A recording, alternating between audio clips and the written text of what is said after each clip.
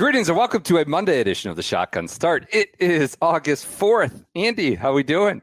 Brendan, I'm doing wonderful. I spent a weekend in the greatest city in the world, but one of the things we know is that when the recording hits the first of the month, things tend to deliver. PJ, Joseph, how are you guys doing? Go ahead, PJ. Andy! It's Victory Monday! Mr. 1000 has done it. Cam Young. We had to bring in the Cam Young super fans, the boys. Lunch with the boys. Shortly, just about a month after the lunch with the boys, he delivers. He gets it done. Yeah. PJ's got a Mr. 1000 got a shirt. custom T-shirt made. If you're wanting, and a hat. What is going on here? Mr. 1000 t-shirt and a hat. Don't worry, Joseph, not leaving you behind. Yours will be in the mail tomorrow morning. You know some sort of T-shirt printer? I made them myself. Where? When? Made it this morning. This morning? You This jumped morning. the gun. Made them myself. Never a doubt. Cameron Young, Mr. 1000 T-shirt. I was like, this tournament ended 3 hours ago. How did you get this done? Never a doubt. No doubt in my mind. Oh my God. Where were you going to send the T-shirts if he hadn't gotten it done? We discussed that. We did discuss that. We were trying to figure out what country or Salvation Army locally they would go to. And a hat? And a Well, hat. that looks more like homemade. Yeah, I mean, I went to my local craft store and all they had were these ridiculous fuzzy glitter numbers. So we go with it. Congrats to you. Look at this. Mr. 1000. I'm glad we did a video podcast for this. Incredible. I just have some disturbing news for you, PJ. This number 1000. Yeah, you're gonna tell me it's fake. I don't really care. Can't take it away. On a complete house of cards, lies, absolute PGA Tour malfeasance. Yep. Once I started going nuts about Jim Nance, was like, this goes back to 1860. Willie Park Sr. winning at Prestwick.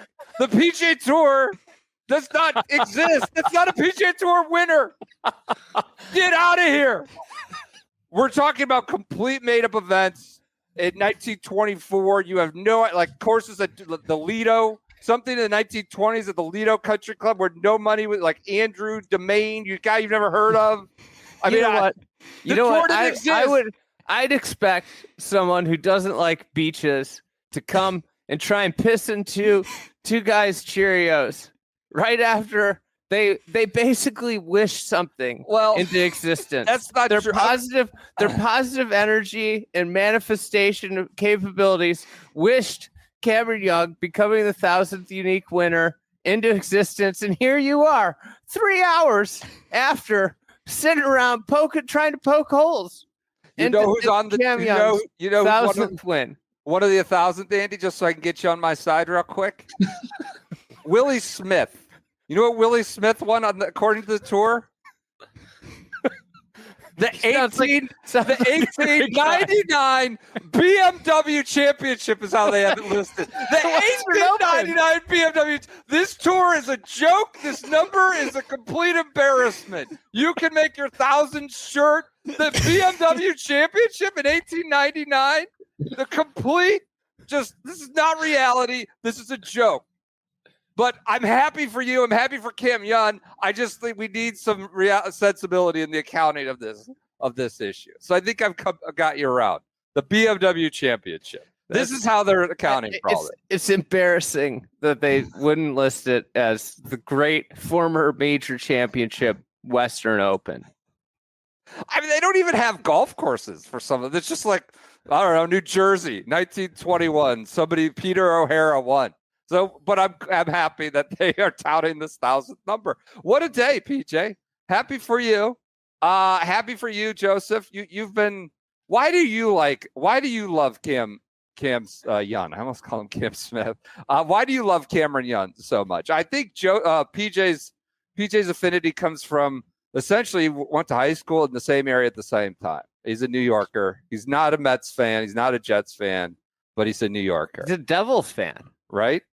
Is he a Yes. Devils fan? Okay. No, Or no, that's Goddard up. He's a Ranger fan. God, think about this. Think about how the Ryder Cup picture, it just all of a sudden you might have two power players from New York.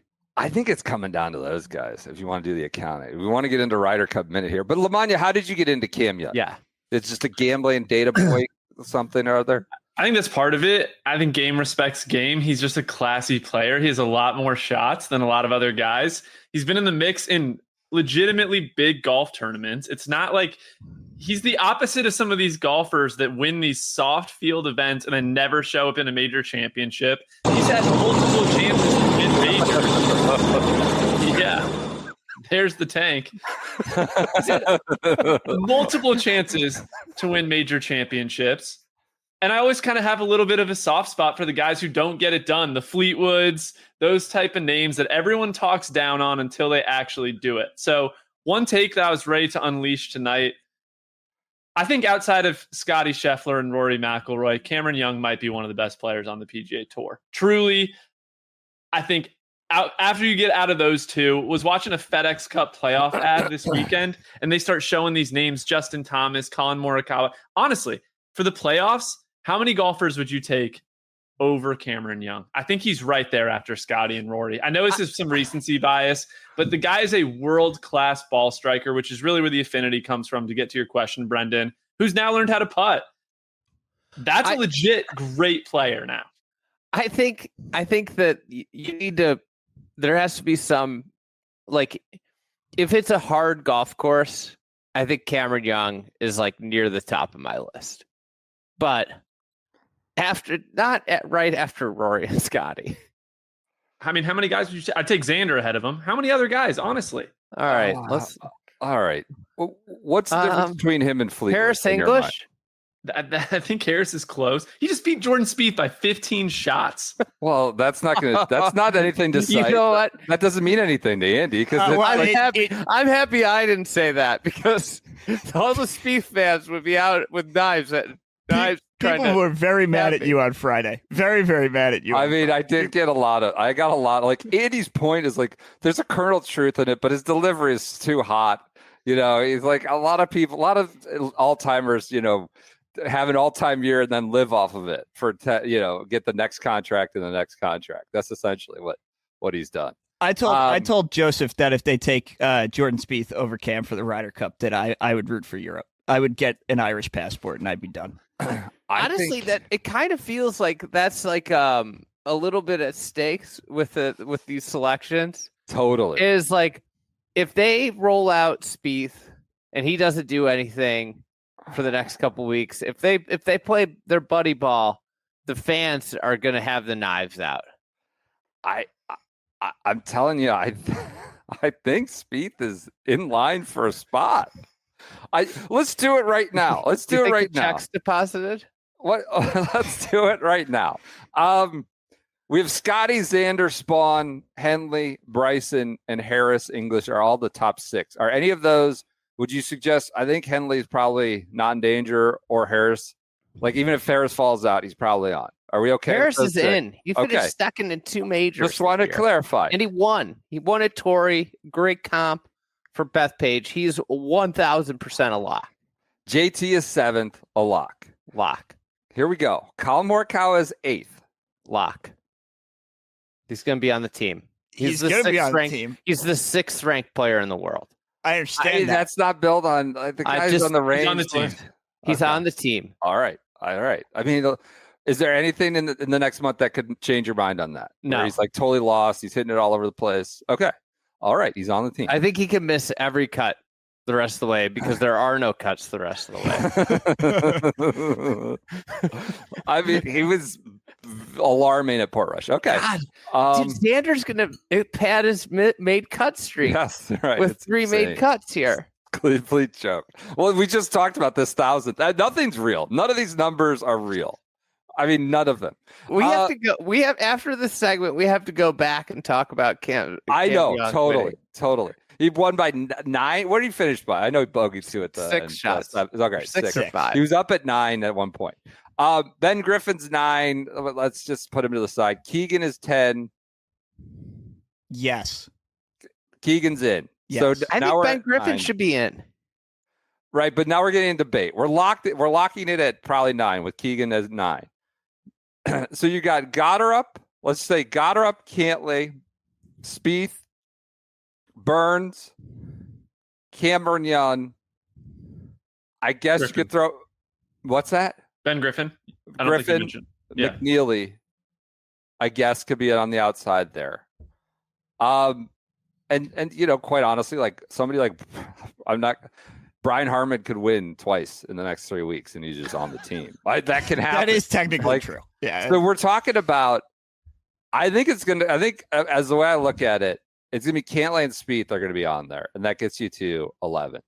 You add. So you go JT, Morikawa, Bradley. You're at 9. Cantlay and Spieth gets you to 11, and then you're down to Goddard, Cam Young, and it's going to be Burns. The Burns Spieth at that selection is wild. He's 27th in Ryder Cup points. we got a month. This may be silly to be He- doing, but a I think month? this is the state of He's- play right now. He might not make it past the first week of the playoffs. Totally. I wasn't arguing like anything's going to change. I'm just again. If it wasn't for sponsor exemptions, he wouldn't even be in the playoffs.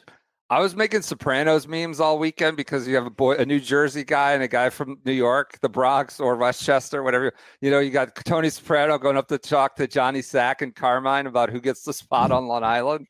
I think it's down to the two New York Met area boys. We'll see, though. We'll see. I would not lock Spieth in, and I think you're talking about Goddard, Griffin, Spieth, and Cam Young for 2 spots. Okay. Just as a disclaimer, too, I'm not like advocating for Spieth. This is just the way I think it's shaken out. Can I follow up just a little bit? Let Andy jump in there. I don't want to rule a name out here.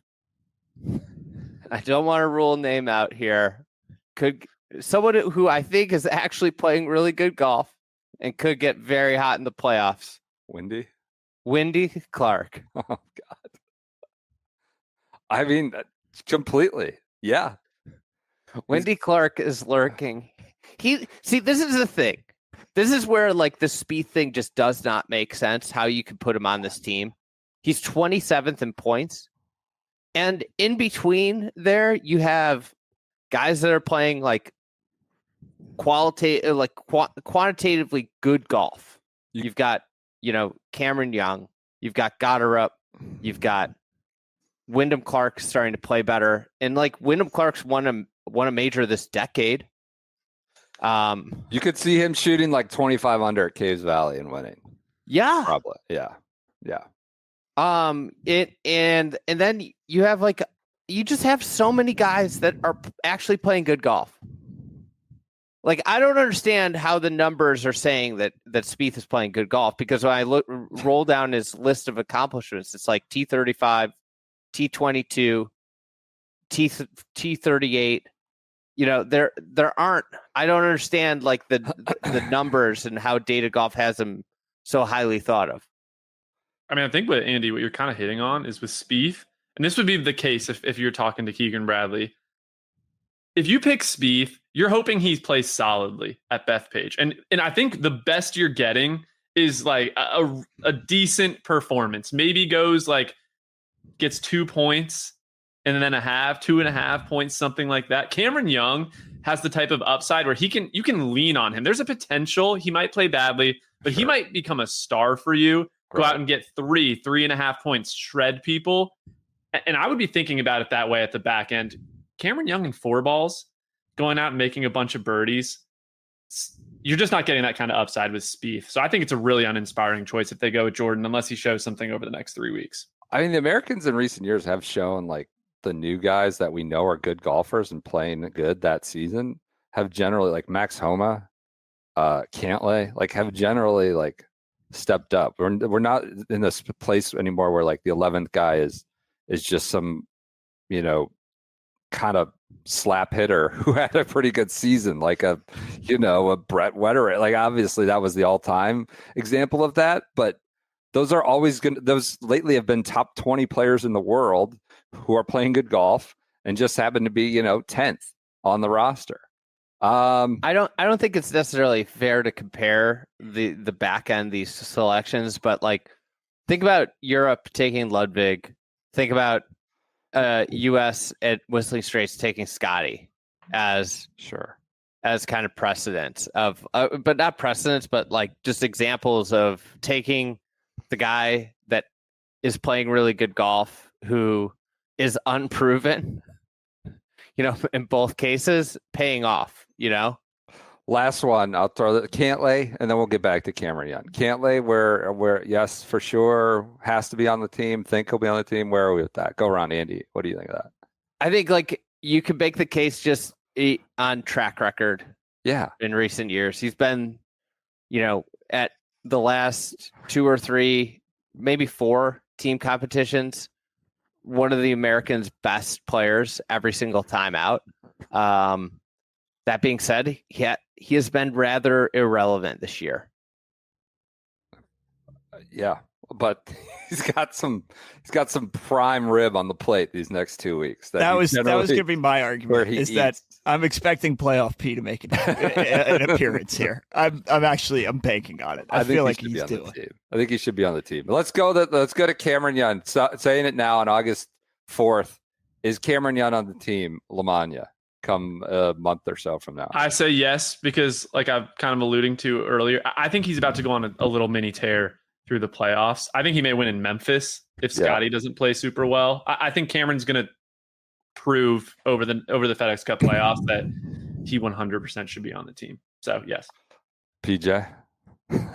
I mean, I think he has a better chance to win a playoff event than Spieth, Burns, and Goddard up. So I'm going to say yes. Andy, you like Cameron? I mean, he's a great fit. I like him. Do I think the cabal's going to pick him? Probably not. To be fair, if he doesn't play well over the next few weeks, I don't think his case is even that strong. Like, just to be fair, his case is not that strong. Just a little Wyndham doesn't do it for you. Wyndham Championship. Do you agree, Andy? I didn't mean to cut you off there. I think he's got 3 top 4 finishes in the last 6 starts. One of the top 4 finishes came at the U.S. Open. Another one's a win. God, that's like, that's really good. I don't know what else you want me to say. Like the other part of it, beyond that he's in form, that there's a lot of talent there. He's also a great fit for Bethpage. Yeah. He hits it really far. And he's a really good iron player, and the greens are really flat. So, if you're worried about the putter, you're not that worried about, like there's not a lot of places that putts get away from you there. Yep. Seems like I don't think you should be worried about the putter. He's been a really good putter this year. He's going to be top 5 on tour after this. On Lunch with the Boys. You did. Lunch with the Boys is hot. Lunch with the Boys is hot. We're gonna get more Lunch with the Boys. Who's coming on Lunch with the Boys? We got to get another nominee. We're gonna hold you guys accountable. I think we might have one this week if we choose to set it up. Dick Teeter? Oh, spoiler. Who is it? All right, sorry, I was just throwing a blind shot up there. All right, maybe Estonia's finest. I'll tell you what else is the finest. We're gonna get back to Cam Young. What else is the finest is Mob Jack belt. Mob Jack without a C. Go to mobjak.com. Use the promo code FRIEDEGG with 15% off. I was wearing one of these last week playing golf. I got a nice compliment from somebody I was playing with. They actually they said that looks like hardy, looks well made.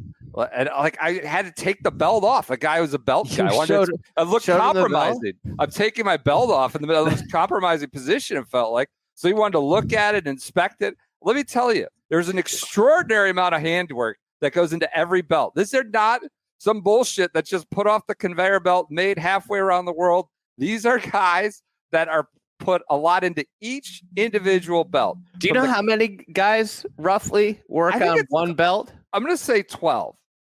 A Ryder Cup team? About a half a dozen. Okay, half a dozen.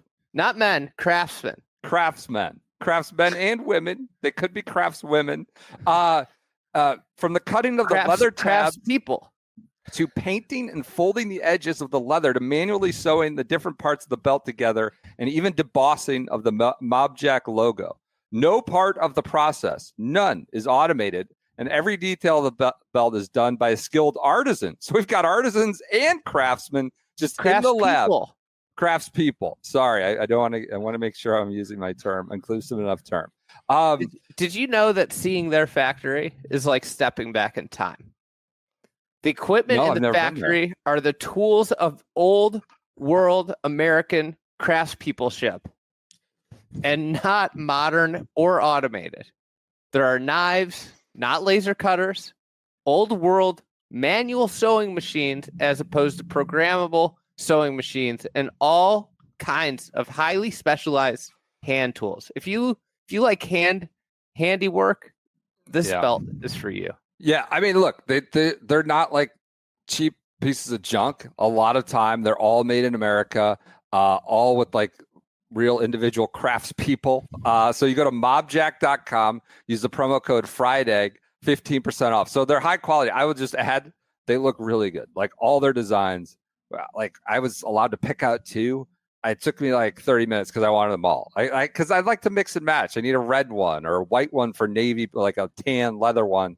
Not tan, a khaki for navy style pants. So they look really good. A lot of good designs. Mobjack.com. Promo code is FRIEDEGG. This stuff is good stuff. There's no C. No C. MOBJAK. FRIEDEGG is the promo code. Good stuff. That's a great partner we lucked into. I would say someone who didn't luck into anything today was Cameron Young. He's up 9 at one point, lifts and separates. PJ, can you just talk us through? We had a lot of people ask, like, can PJ just host the podcast solo tonight? Like, what's PJ? Talk us through your mental process the last 48 hours. Is he like, we did this Thursday morning. Mateo Manocero was in the mix. He didn't even make the weekend. Cam Young gets in late, goes to 63, I think it was, and then just lifts and separates on the weekend, but comes back to 4 at one point. Where were you? What was your mentality the last 48 hours? Well, first off, Saturday morning they have to finish round 2. He has to sleep on the 6.5 footer that they blew the horn on Friday night. I thought there was no chance that putt was going in. So once he made that, I was like, all right, we're in a good spot here. We're trending well. Gets through Saturday, obviously is blowing everybody out of the water on Saturday. Comes back, does the pre-round interview on the first tee, which was a new wrinkle. They rolled out T-Lou for that. New wrinkle thrown to us. Getting to hear from the mentality himself, the man of so many words before the round, was obviously confidence inspiring. What did he do? He hit maybe the 3 worst shots he hit all week. The first 3 shots of Sunday. It was a very, very bad first hole. I texted Joseph. I said, I'm a little bit worried. If Nico made that birdie putt, I would have been really worried, but he only made par. So lead shrunk. How about that? How about Nico and Cam Young squaring off? Two SGS, staples. Stalwarts. Nico was in the DMs this week. We were messaging with Nico, listener of SGS. Crux of this podcast, Nico versus Cam Young, is a monumental Sunday for us here. And then birdie's 5 straight. And the whole broadcast is like, oh, he hasn't made a par yet. Like, this is unbelievable. He's unconscious. He's like legitimately like making everything he looks at. And then I think he made like 10 straight pars, just completely put it in like neutral. Stopped hitting wedges. Wedges were like totally squirrely, honestly, on both Saturday and Sunday. But the putter kept him in business. But yeah, I mean, after he birdied 5 straight, I was like, oh, this is done. Like even I don't actually think he's capable of losing this. It was great.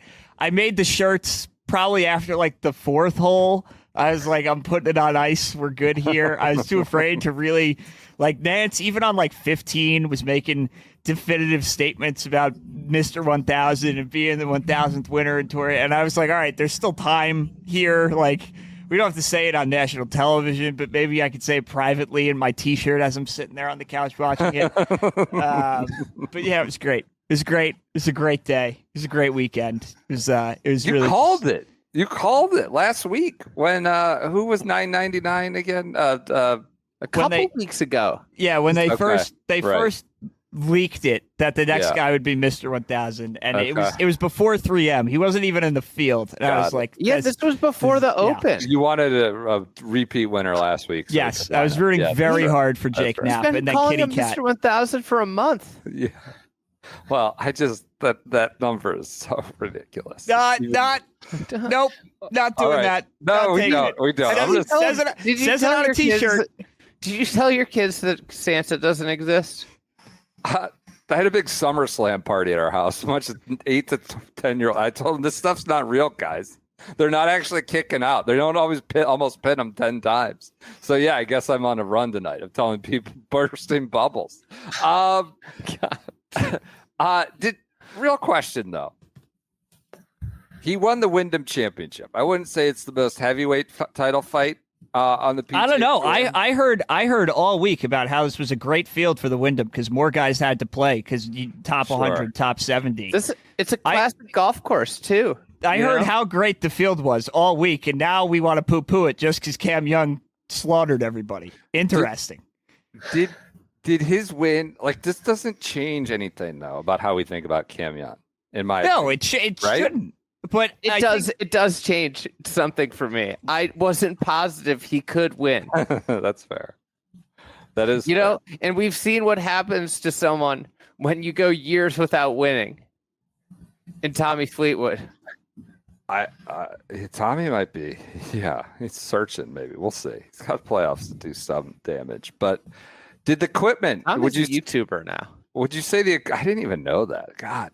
Did you say the equipment? So is Dylan Fratelli. We got some Fratelli's YouTube page. He's looking Maybe Toasty should look into that. You know who I bet is able to withdraw his money from YouTube? Unlike Andy was trying to figure out. Dylan Fratelli, I'm sure, knows how to get the money. The bank is still racking up funds. Oh, we still haven't withdrawn the money. It's a pretty big number. I look at it now and I'm like, oh, we got to get this money in the door. Pretty good. How much did you see Jonathan Wall's tweet, Andy? Yes. Did you? How much is this? Do is you this want me an to read asterisk it? win? Please read it. Soup to nuts.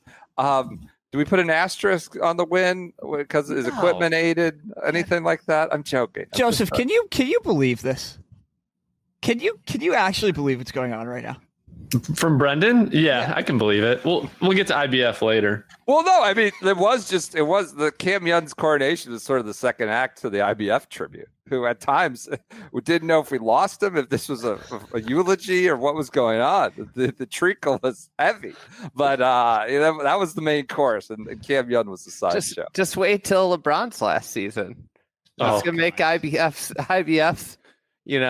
love IBF. I gave him a great anecdote about how much I love him last week. It was just a lot today. It was not an anti-IBF. I'm just saying, you think today was laying it on thick? Just wait till LeBron does 3 retirement tour seasons. LeBron's busy growing the game. He's playing with Bronny today. Yeah, unbelievable. Every day there's something else from the golf course. It's foggy out here. How do I see the ball? It's just some new he loves post. He loves it. He seems to think golf's the greatest thing in the world right now. I love it. Just wait till he finds out it's a sport you don't get to blame your teammates. Oh, there we go. You can blame your caddy and the conditions and the drop. You can blame a lot of things. You can't blame Cam Young's ball. So what was the story from Jonathan Wall? So this is Jonathan Wall. Great equipment guy, great human being. Yeah. Like Jay Wall. He's got the scoop here. Titleist hasn't released details on Cameron Young's Pro V1X prototype, but the man playing the ball did offer some clues. He was playing left dot before this week.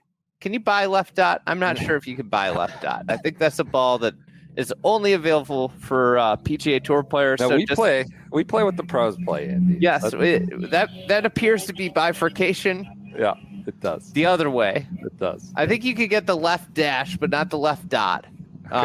Okay. Which is a bottle that delivers lower spin at the top. Young said after the win that his new prototype is very, very similar to what I was playing before. It's just a tiny bit different. The difference could be even less spin. So just what we need. Balls that spin even less. There we go. I've always been a super high spin person. So it's really just trying to manage that, Young said. And given I hit it pretty hard, granted I hit it pretty hard, so if I hit it hard and hit down on it a lot, that generates spin. So I'm just trying to manage that. So that's my guess for now, a lower spinning version of the left dot. There's another story in here. I can't find it. Well, but he went on to say, effectively, it's not in the thread anymore. CPOs. Did you see that? Tyler's R&D leads on tour feedback. Oh, here I found more here. Okay. So, anyways, we weren't sure he was going to test it. This is from after 40 or Cam Young worked with 40 pits. What a name. On different prototypes. We weren't sure he was going to test it, but as he was warming up, he asked to hit a couple on the range, 40 pits said. He was then curious to see some shots out on the course, according to 40 pits. The practice round started with Young hitting the V1 left dot, his previous ball in the V1X Proto, but he stopped using the left dot by the second hole. It was just the V1X Proto from that point forward. Then came the shot that sold Young with the prototype, according to 40 pits. Absolutely dead at the flag, and it landed. Sorry. Faced with a par 3, the 40 pits is really throwing me off. I've been adding it all over the place. Faced with a par 3 that normally played between 184 and 225 during the tournament, Young figured he'd need a 5-iron to get there. But just for the hell of it, he grabbed the 6, according to 40. Then he hits the 6-iron. Absolutely dead at the flag, and it lands right next to the pin, ending up just past it. And his response to 40 pits was remarkable. He couldn't believe he got that club there. Young was sold. So according to 40 pits, this ball is going a full club further for Cam Young. Just what he needs. I think everybody should go get a little session with 40 pits. I agree. Yeah. So, I mean, 40 had one hand on the trophy today, as far as I'm concerned, Mr. Pitts. I just love this. Should 40 pits be Mr. 1000? Maybe. That's what I was just going to say. I need to get 40 a t-shirt at the very least. I mean, yeah, I mean, come on. You should get Cam Young a t-shirt. They have this whole... I would love to get Cam Young a t-shirt. Whatever he wants. We could probably figure a way to get one in his hands. They have this whole class, CPOs, custom performance options, CPOs that let like players just fine tune and test and nobody gets this. We're not playing these ads and this marketing bullshit from all the magazine articles and the social media posts and the commercials that tell you like you're playing. What Cameron Young's playing is all bullshit. It's all they have a whole thing. It's CPOs. It's like a government acronym. And Wall finishes his thread. Now we wait and see if the CPO eventually makes its way to the masses. So it's not with the masses. The CPO. I love that we have a term of art bifurcation. The pros don't play what we play anyways. Anything else from Cameron Young? There is no personal opinion. I'm the president of the PGA of America. You see Don Ray got in the background of Charlie Woods. All those people were there. And Don, he's like Forrest Gump, just pops in the frame everywhere. He's getting for publicity on everything. Charlie Woods. Do you think they're going to get these CPOs at Augusta Winds driving range in Arizona? Augusta driving range? Well, maybe he's got a good relationship with 40 and they can get him out there for him. I don't know. Augusta I can see Don and 40 Pitts getting along. Yeah, probably. Could be his next running mate. What else from Wyndham? Anything? Do you want to talk about the playoffs? Sure. Well, I just on Wyndham. just to get back up on the soapbox for one more second. Please, we give flowers. And Andy said it doesn't change anything. It does change something for him because now we know he can get it across the line where maybe we didn't know that before. 7 runner-up finishes. Yep. I don't like. He was obviously capable of lifting and separating against the field. Like we've seen this kind of play before, specifically in majors more than anything else. But this is like, I feel like the play didn't come out of nowhere. He just was able to beat everybody this time. Like as a player, I don't think this should change anything. It's just a confirmation of everything that's been happening for the last 3 years, really. Yeah, that's the only part. The only part I wanted to add before we moved fully on from Cameron Young, and we've already touched on this a little bit, but he's up like 2022 and 2023. He was a very good golfer.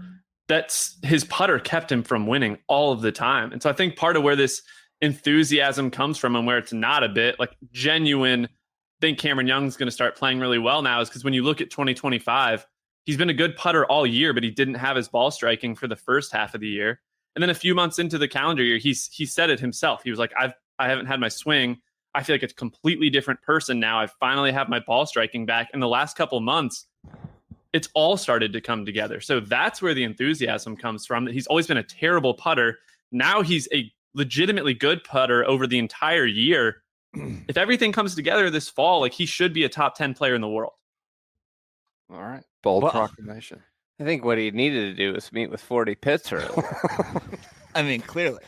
The thing that was peculiar was like he had won pretty regularly at every level, right? And then started contending, but couldn't win. Was it 95 starts? Was this his 95th? 90 somewhere in the 90s, I thought, in terms of PGA Tour starts. Got a bit emotional for Cam Young, at least, talking about it with Amanda at the end there. And he's generally pretty deadpan and dial tone, but yeah. So it was like we saw him go ham on the KFT and win and nearly get a Battlefield promotion there. And then you just expected him, because he was contending so frequently, to win on the PGA Tour. He is a modern archetype, though. Go ahead. And then not to bring it back to the Ryder Cup thing, but I said this to Joseph before, like now with the putter that has clearly stayed throughout the whole year, like if it's Sam Burns or Cam Young, they're both top 5 putters, and then you have all the added distance and ball striking from Cam, like just on blind resume, like that awesome. Shouldn't even be a conversation to me. He's awesome. He's such a good player. Do we need to like? He didn't make a birdie after 6. He beat Mac Meisner. Exactly what he needed to do. Okay. If Tiger played that round, everybody would be like, look at Tiger. Look at Tiger's just doing what he does on Sunday. He just he makes pars, makes people beat him. Like that's what all he had to do was make pars.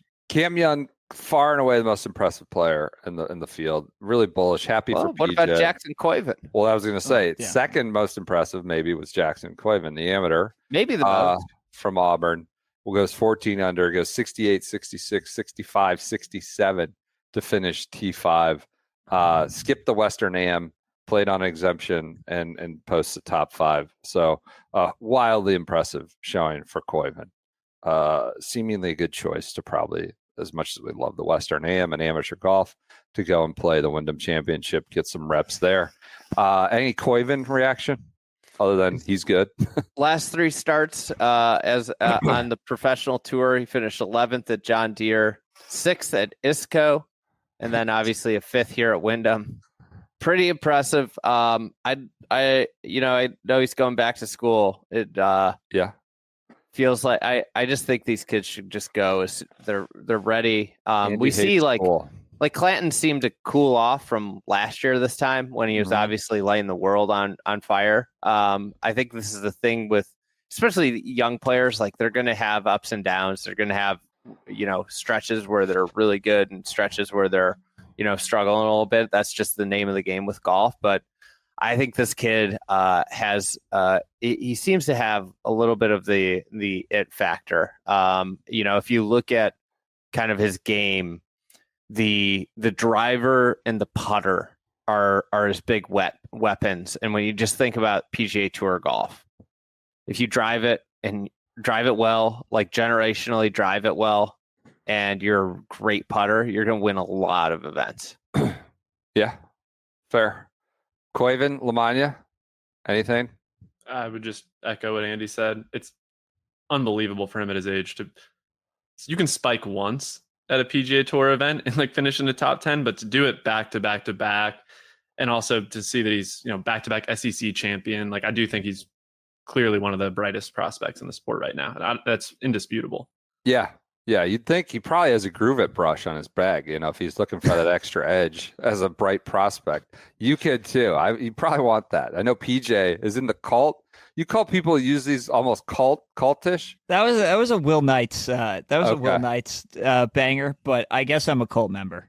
You love this. I think if he doesn't have the Groove It brush on it, it could be a way for him to improve his approach play, because that's kind of, the place that he could, what you want to have is consistent grooves. Yeah, I mean, he was fifth, I think, on tee to green strokes gained as an amateur this week. I don't know if he uses the Groove It brush. Don't want to create any fake endorsement deals that aren't existing out there. But you can be a customer of Groove It brush at grooveitbrush.com. Easy. It's spelled all the way. It has all the letters. grooveitbrush.com. Use the promo code FRIEDEGG for 15% off. I think our promo code's uniform this week. Fried Egg, easy to remember. All caps, no spaces at grooveitbrush.com. They make the top-rated golf brushes in the market. Again, I have questions about who's doing brush rankings or ratings, but they're tops. It's veteran-owned and operated. They clean grooves, mean better golf shots. Don't let dirty grooves ruin your next swing. They make two brushes, the original and the Mini G, which is a smaller brush that doesn't use water. So what? There's like a little water pump in these, PJ? Yeah. All right. I guess I'm not up on the You gotta fill it up, and then you click it, sprays the water, and then you brush it the dirt away. I love that. And then you got clean grooves. But with the Mini G, if you got a wet towel, get the towel on there, and then use the little Mini G. Yep. I've noticed. I feel like caddies have become more derelict at cleaning the clubs than they used to be. That's a shot across the bow. I mean, it just seems that was a key part of the job. Anyways, grooveitbrush.com can maybe help them and help you. Use the promo code FRIEDEGG, 15% off. Like golfers, hardcore golfers, like our advocates, love this thing. All right, let's go on. Who do you think has a better Ryder Cup resume, Jackson Koivun or Jordan Spieth? How many majors did Koivun play this year? Did he get in the U.S. Open? Yes, he played the U.S. Open. He did. Did he make the cut? I think he did at Oakmont. No, right? I think Hastings was the only one who made it. Oh, okay. Justin. He missed it close, yeah. Okay. Played a good first round, and then I think fell out a little. I mean, that's an insane prop, but I get what you're getting at.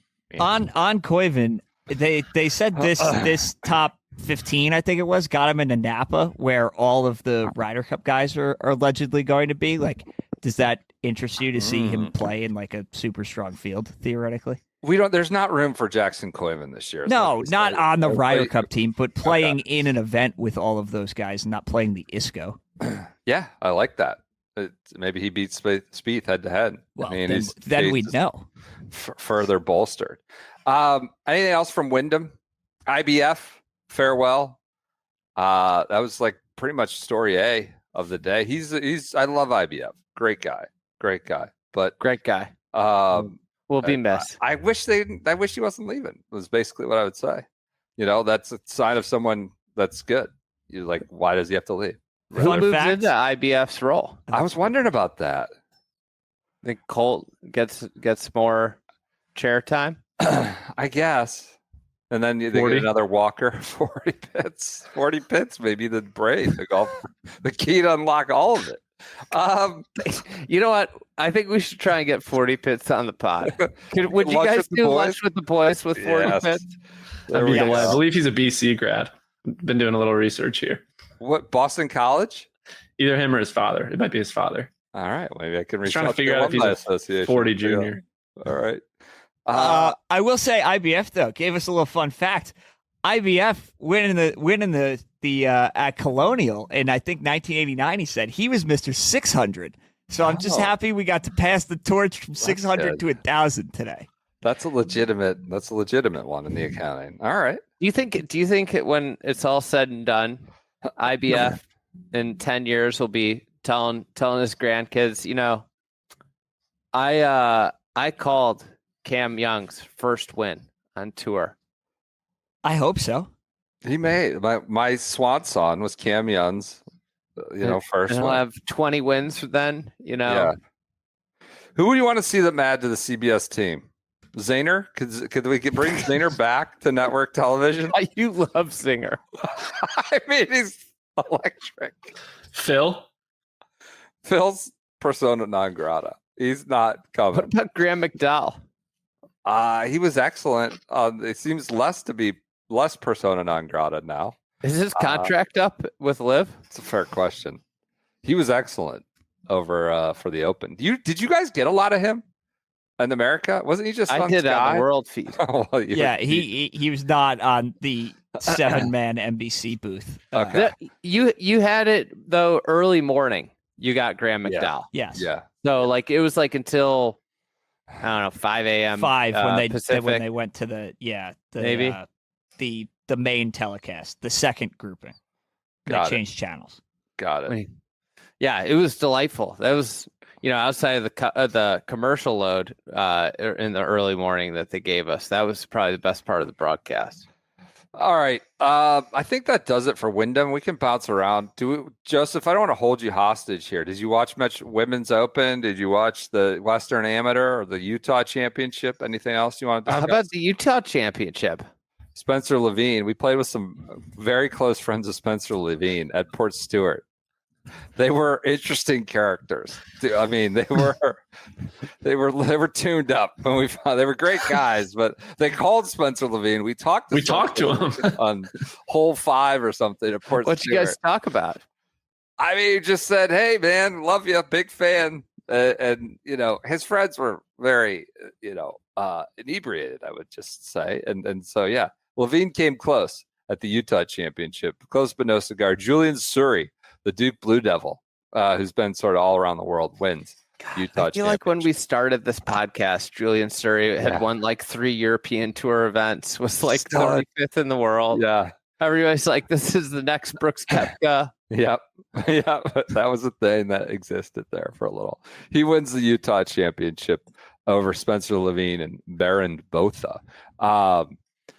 Did you watch any coffee golf this morning? I did. I watched a lot of the women's. A little bit of that. The Women's Open at Royal Porthcawl. Miyu Yamashita is your winner. Got to 1. Charlie Hall got it close there when she birdied 14. Gained like a stroke and a half with a birdie there. But then kind of, she had a great shot into 15, misses a birdie putt there and screwed around on 16.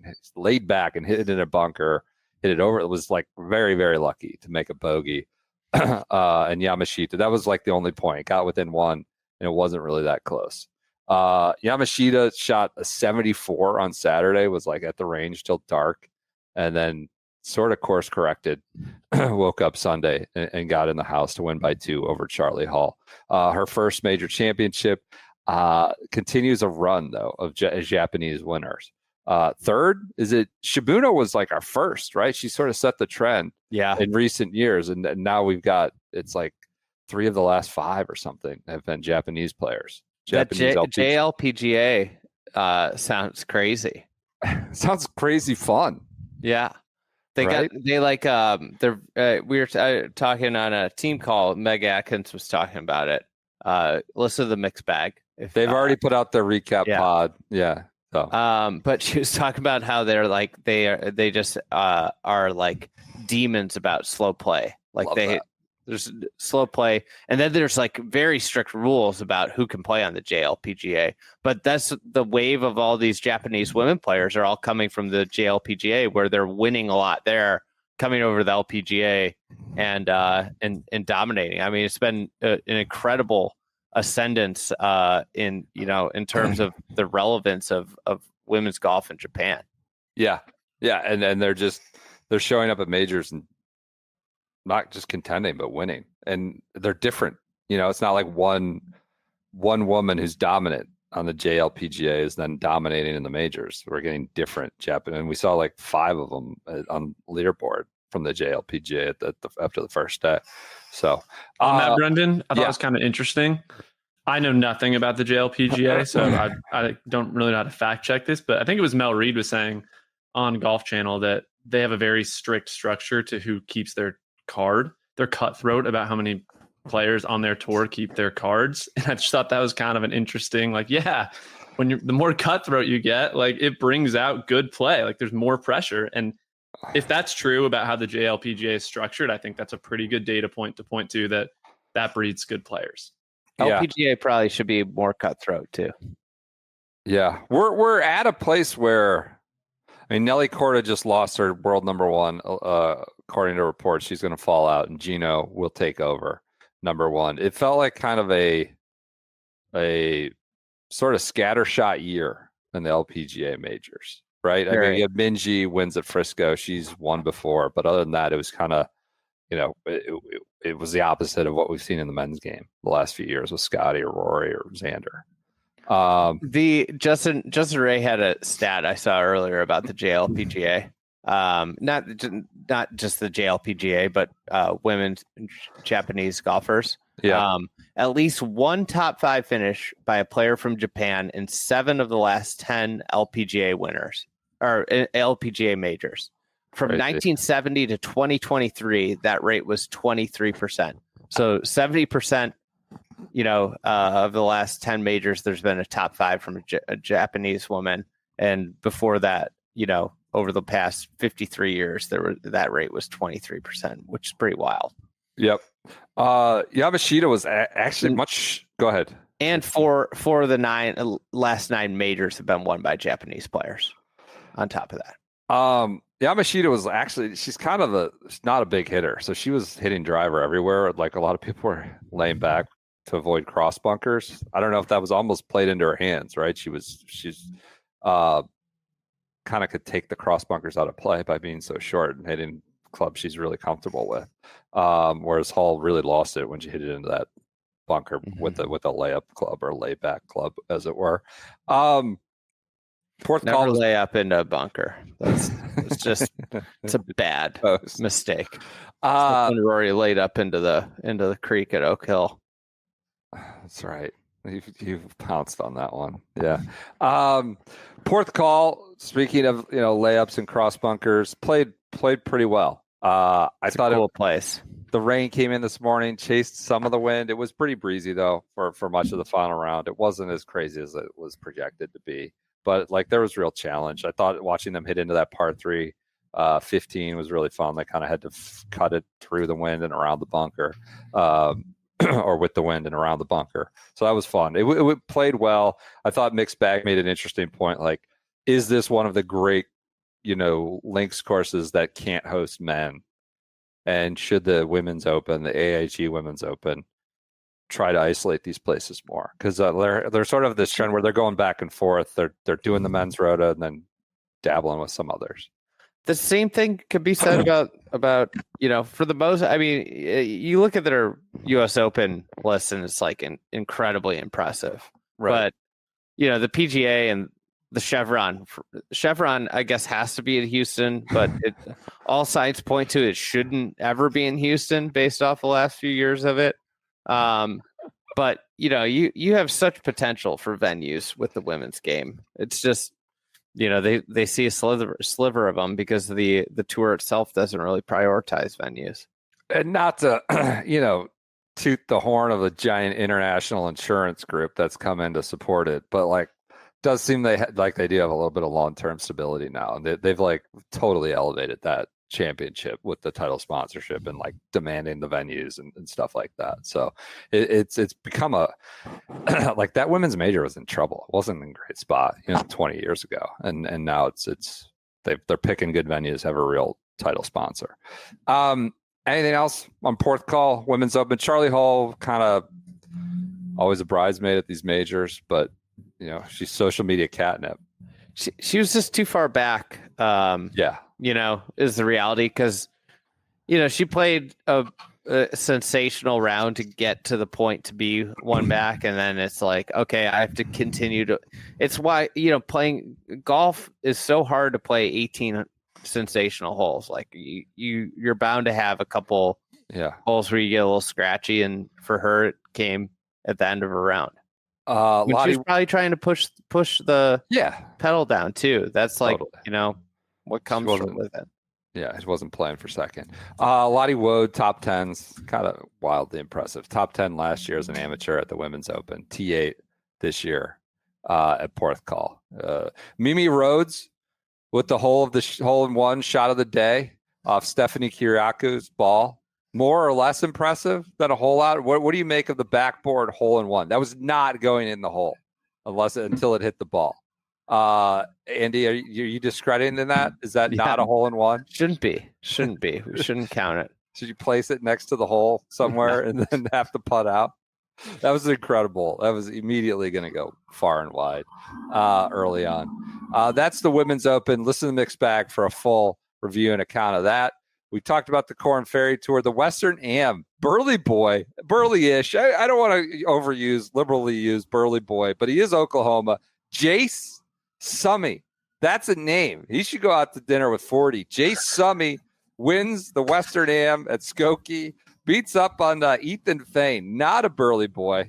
The Burley boy got over on the thin kid from who's legitimate Walker Cup Burley, Ethan Fain, having an amazing year. But Jase Summy wins your Western Amateur in Chicago at Skokie. My big takeaway from this was this week was Ethan Fang. Yeah, like awesome summer he's putting together, and I just think like we just talked about Koivun, but the depth of talent in the amateur game is insane.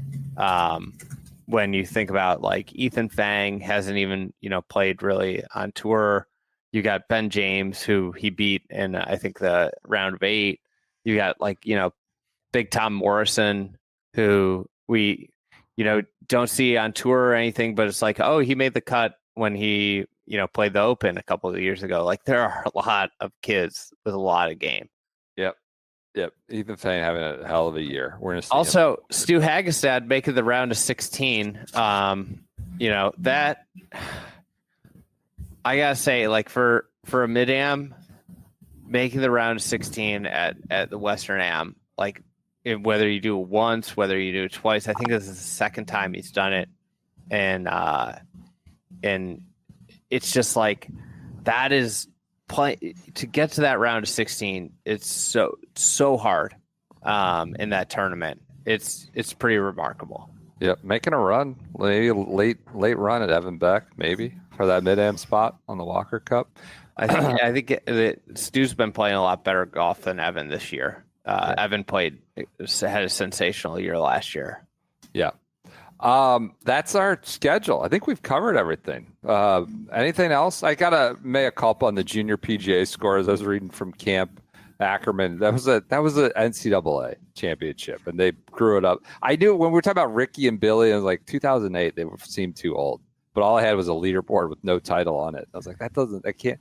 But still, college players couldn't touch what the numbers they were posting there for the junior PGA. Could have been different weather. It was different conditions. They had the Did Charlie Woods win? No. I would not. Probably would have heard about it.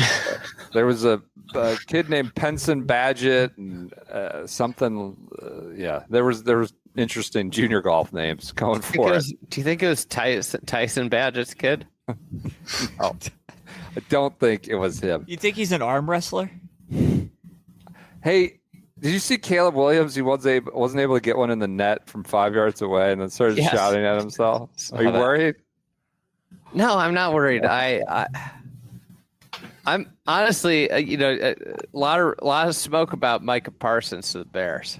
Oh, come on, really? A lot of smoke about him going everywhere. Everybody wants Micah Parsons. I mean, now we got Joseph here. I mean, like the Bears are going to be good. Bears are going to be good this year. I'm glad you're August 3rd, August 4th. Same old. We're in, baby. I'm back. All right, good. I have no choice but to be in. All right. Well, I'm not in new on my coach. team. I'm out. August 3rd. I don't need to give a shit. We're gonna be bad. Good new coach. That's true. A lot of buzz. We got the Cubbies hitting walk-off homers today. It was a good day in the city of Chicago. They're handing out free monsters. Well, I thought that was a Mr. 1000 celebration. Or at least that's what it looked like on Instagram.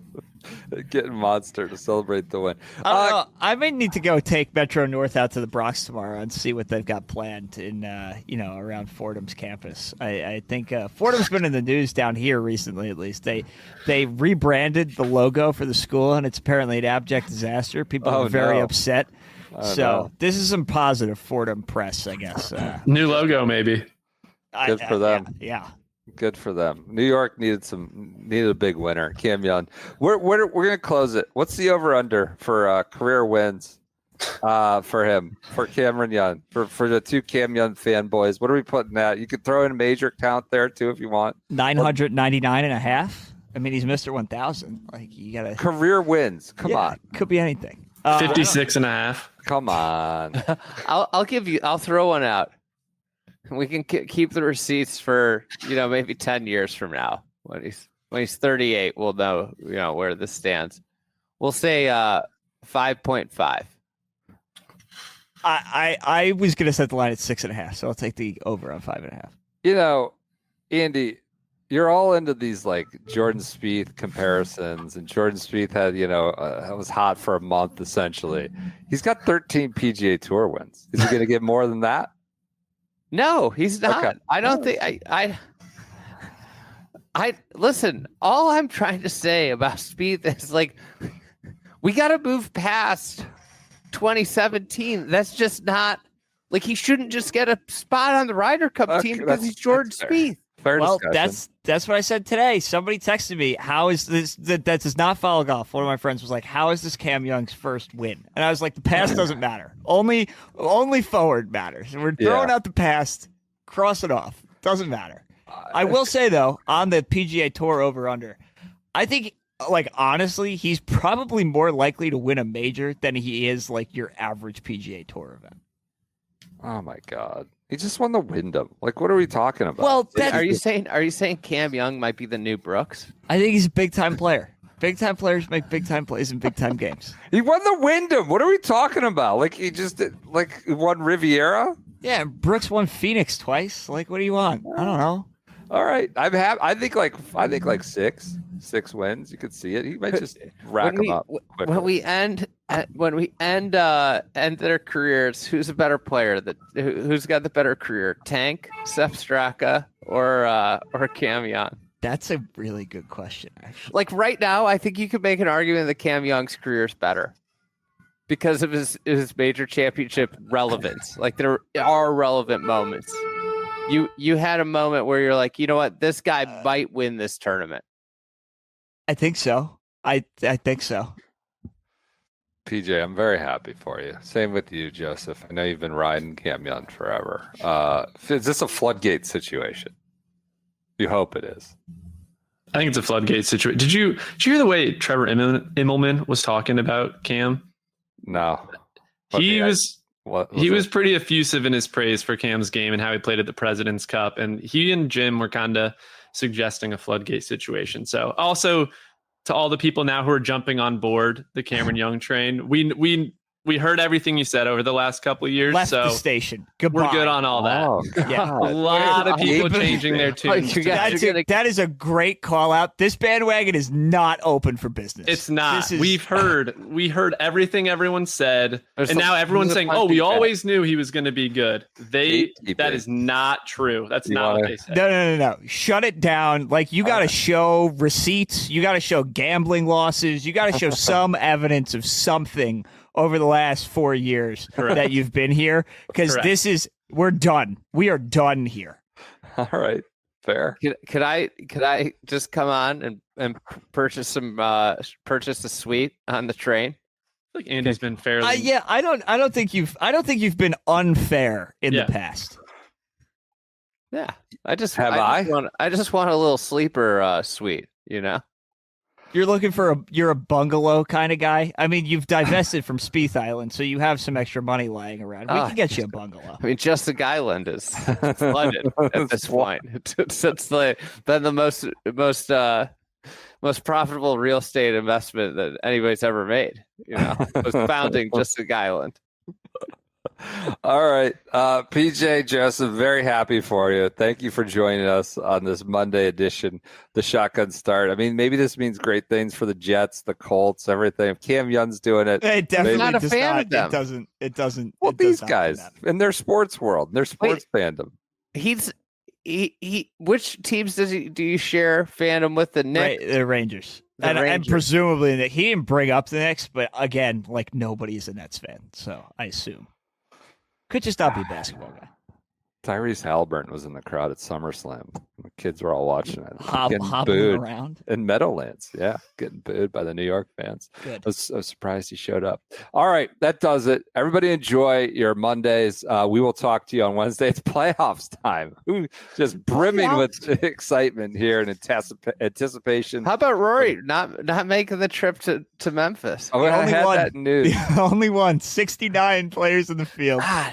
Laughed out loud when I saw 69. Nobody else joining them in this protest. It's just Rory.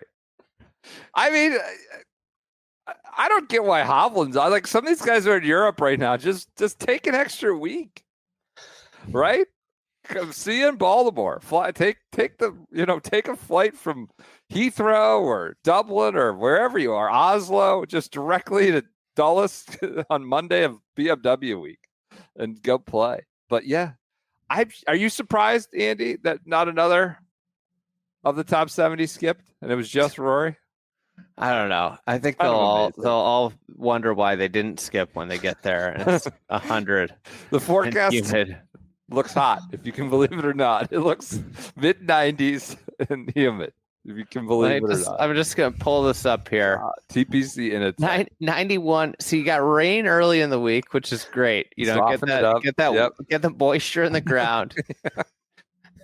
91, 92, 91, 91. Whew.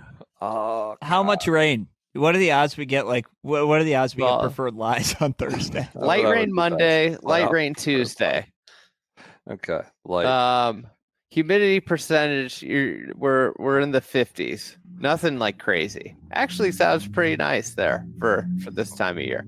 All right. We're going to discuss it in depth, I'm sure, on Wednesday. TPC Initech, you're going to have, Lumberg walking out of the office building to cheer on the boys. People gambling in the office, in the conference room. We've got all sorts of stories. Looking through the archives the other day. Everyone enjoy your Mondays. We'll be back with you on Wednesday.